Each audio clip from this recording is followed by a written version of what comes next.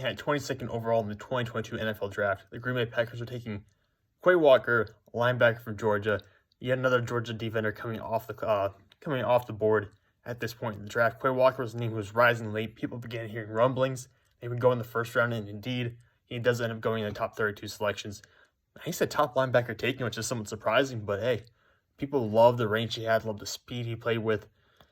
And now he's going to slot in next to Devondre Campbell, who Mike Brenner for PFF, their lead draft analyst, said Quay Walker's pro comparison in his draft guide was DeAndre Campbell. So now you got two guys, or Devondre Campbell. So I have two guys who play a very similar style of football, playing alongside each other in Green Bay.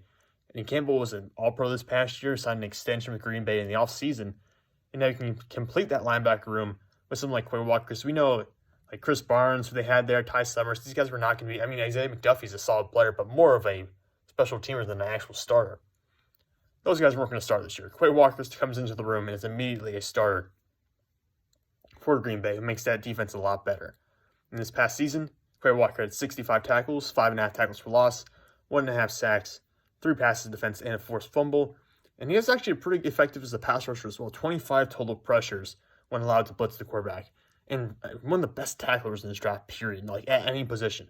Just 3 missed tackles this past year, a 4.3% missed tackle rate. For reference, I would say this draft class at the linebacker position averages probably at least 10 or 11% missed tackle rate, and he's down at 4.3. So Quay Walker is quite the phenomenal player in terms of just making plays and making plays consistently.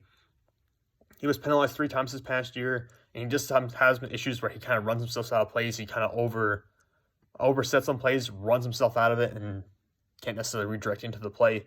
But he's got really good speed, really good agility. He's still a little inexperienced in learning position. He'll get better with that over time.